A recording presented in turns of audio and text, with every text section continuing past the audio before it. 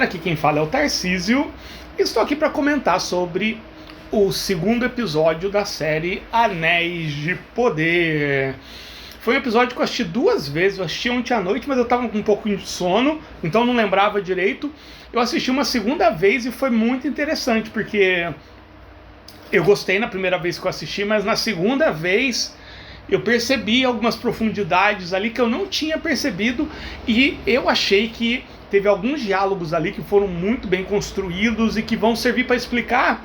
Acho que já explicaram, né, para quem não tá com uma vontade, vários questionamentos aí que o pessoal falou ao longo dos trailers e tudo mais. Então, só para recapitulando, tá? Agora vem a parte com spoilers.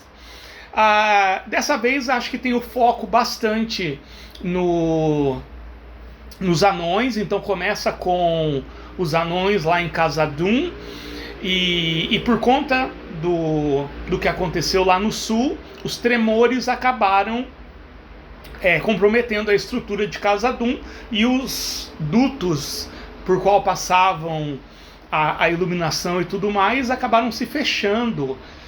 E isso começa a prejudicar não só a luminosidade, mas também toda a parte de plantas e tudo mais.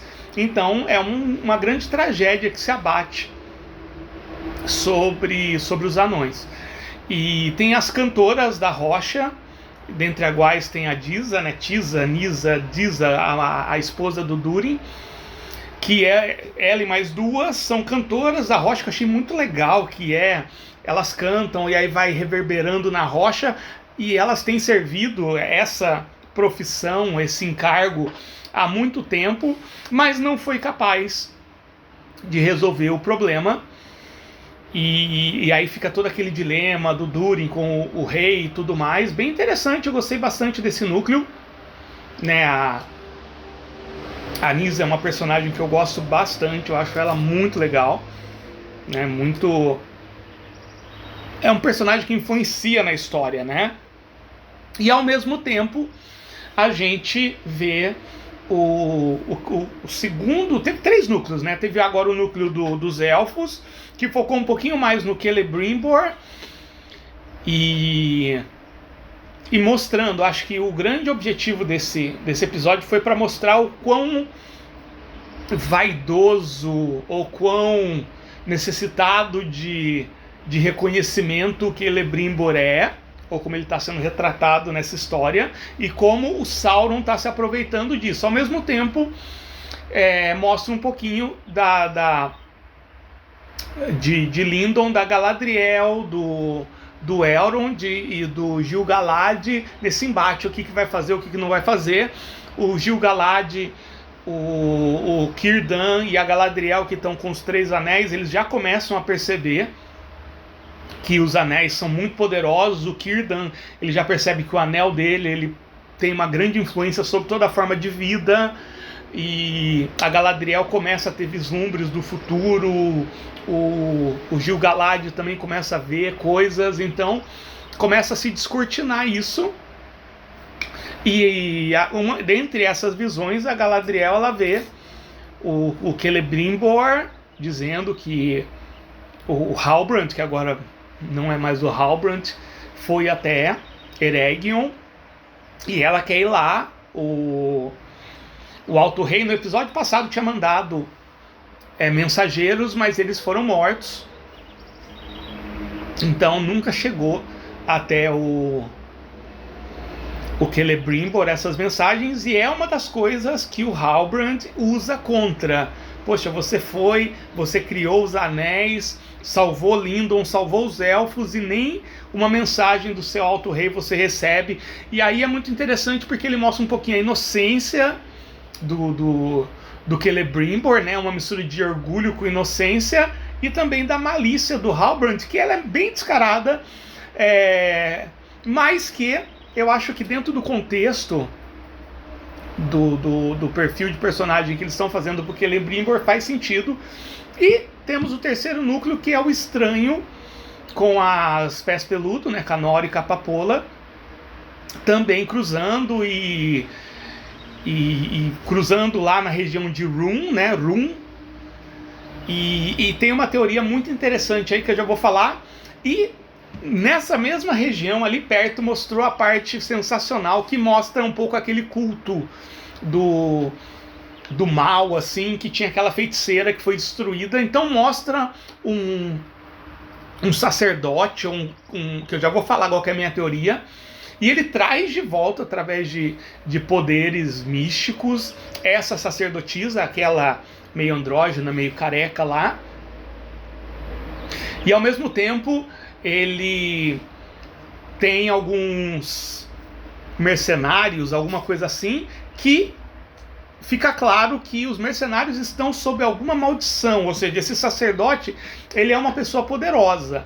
Tudo que ele faz ali demonstra um poder muito grande, um controle muito grande, né? E eu acho que para mim ficou claro quem são esse culto, quem é esse culto. Já vou falar qual que é a minha teoria. Então, esses mercenários, que são humanos, só que eles estão sobre essa maldição, porque eles não mostram o rosto, então acredito que seja algo que altera a forma. Eles cercam as pés peludo e o estranho, e aí o estranho acha um cajado, que é esse que está segurando aqui, e eu acho que isso é muito importante, tem tudo a ver com esse sacerdote. Já vou falar da minha teoria sobre isso também. E aí o estranho, ele convoca uma grande, como se fosse um tornado, um feitiço muito poderoso, só que o cajado, ele não aguenta e ele se parte. Quando o cajado se parte, o feitiço, a magia foge de controle e termina com as pés peludo sendo arremessadas para o alto e fica aí no ar o que possa ter acontecido. E o episódio termina finalmente com a mudança do Halbrand. Ele se revela pro Celebrimbor, mas não como Sauron. Ele se diz como um enviado dos Valar, e aí ele tem toda uma cena ali que é muito legal, essa revelação, porque ao mesmo tempo que remete ao olho, né, tem tipo uma lareira lá, eu não sei se é uma lareira ou se é uma forja, e aí o Sauron sai repaginado com esse visual élfico, já como Anatar, o Senhor das Dádivas. E é interessante porque na conversa que tem no meio do episódio entre o Gil-galad e a Galadriel, o Gil-galad fala que, né, aqueles que tiveram contato com o Sauron, ele consegue iludir tanto na questão das palavras, do pensamento, mas até mesmo a imagem e o som. Então fica claro nessa frase deles, nesse diálogo deles, que a Galadriel e provavelmente nem o Elrond vão reconhecer o Sauron, né? Eles realmente vão achar que é um enviado dos Valar, como se fosse um Istar ou alguma coisa assim, né? Um Maiar, alguma coisa assim. Então eu acho que foi uma boa explicação. Agora, né, tem algumas coisinhas aqui. Então aqui nós temos esse cara que é o sacerdote do mal ali, que ele traz de volta. Aqui é a versão do Anatar. Esse é o Anatar, né? É o mesmo ator, só que aí ele tá com uma versão élfica, orelhas de elfo e tudo mais. Eu achei legal porque ao mesmo tempo que remeteu ao olho, né? Se você para prestar atenção, a lareira lá, ou a forja, ela faz um formato como se fosse um olho e ele tá no meio. Eu achei bem interessante. Cita Senhor dos Anéis pro Celebrimbor, e ao mesmo tempo tem um lance meio messiânico. Pegou uma simbologia meio cristã aí, e eu achei bem interessante, achei bem legal essa revelação, né? E aí aquele sacerdote, ele traz de volta essa moça aí, né? Então, para eu falar quem é esse sacerdote, eu preciso mostrar uma coisinha aqui que eu peguei lá na enciclopédia da Terra-média. Só um segundo, vai virar um pouquinho. Eu acho que é... E agora para achar, hein? Será que eu não vou conseguir achar? Vou dar uma pausa aqui. Então aqui, gente, continuando, olha só essa parte que fala sobre os Istari, né? Porque esse sacerdote, ele cita os Istar, né? Vocês encontraram o Istar. E ele é muito poderoso. Então olha só esse trecho que eu vou ler. E eu arriscaria alto que a minha teoria tá certa. Olha só. Alatar era um mago e um mago Istar imortal. Ele viajou para a Terra-média na Segunda Era com Palando, e eles se tornaram os Itrin Luin, os Magos Azuis. Eles viajaram para o leste de Arda, para países no extremo leste da Terra-média, como Rum e Khand. Então eles estão lá em Rum, sei lá como é que é a pronúncia. A história, essa parte, eles estão lá. Olha só, onde foram enviados para provocar rebeliões contra aqueles que serviam Sauron, que provavelmente já existia um culto ao Sauron ali, ó. Eles nunca retornaram ao ocidente após sua jornada para o leste com Saruman, e seus atos não são conhecidos.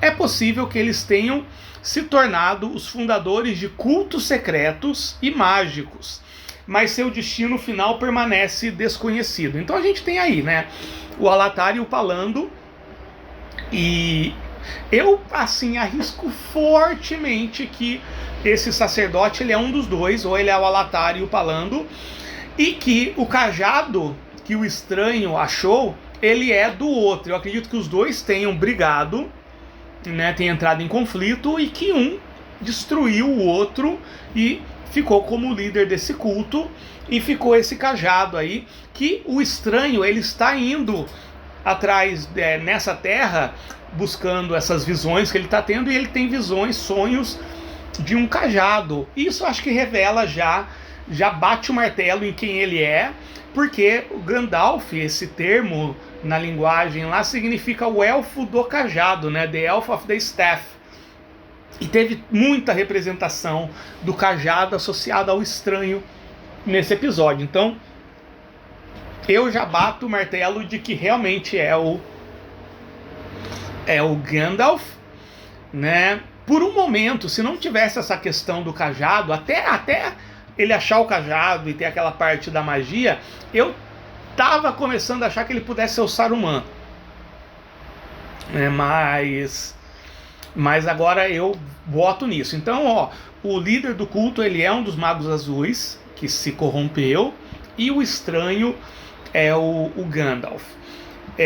A Galadriel e o Elrond, eles não vão reconhecer o Anatar como o Sauron, como o Halbrand, mesmo eles tendo mantido a fisionomia, mas realmente o Gil-galad deixou claro que o Sauron, ele consegue turvar essa percepção. E aí, para terminar, o Celebrimbor, ele convocou os anões para ir até Eregion para tratar sobre a confecção de novos anéis, porque o Anatar, ele convenceu o Celebrimbor de que novos anéis precisam ser feitos, porque já que os anéis salvaram os elfos, agora é necessário ter anéis para poder salvar tanto os homens quanto os anões. É isso, galera. Minha nota eu continuo mantendo. Se fosse ontem eu daria uma nota 7,5, mas hoje, prestando mais atenção nos diálogos e tudo, eu acho que foi um episódio bem consistente. Eu gostei bastante, né? Eu já assisti o terceiro também, mas ainda vou fazer um vídeo. O terceiro, ele já foca mais em Númenor, que é um núcleo que eu confesso que pra mim não tem muito interesse. Eu nunca tive muito interesse em Númenor, né? Dois aspectos da Terra-média que, assim, não que eu não gosto, eu gosto, mas o meu interesse é bem reduzido, que é Númenor e Rohan, né? Nunca tive muito o que com Rohan, né? Mas tem coisas bem interessantes no episódio 3 também. Eu acho que ele introduz alguns elementos, acho que tá bacana, acho que tá... Eu gostei muito da primeira temporada, mas eu acho que esse começo da segunda temporada tá superior à primeira temporada, assim, tá bem amarradinha as coisas, né? Como eu falei, não estou comparando. Por exemplo, os Magos Azuis não fala nada nos contos do Tolkien, só fala que eles desapareceram, nunca mais se ouviu falar. Mas eu acho que tudo indica, tem a região, tem os poderes, até o visual dele, né? Ele parece um pouco, ele tem um visual meio Saruman, né? Eu até cheguei a cogitar que ele seria o Saruman, mas aí quando achou o cajado lá... mas enfim, vamos ver aí, né? Façam suas apostas aí, coloquem embaixo o que vocês acham. Um abraço.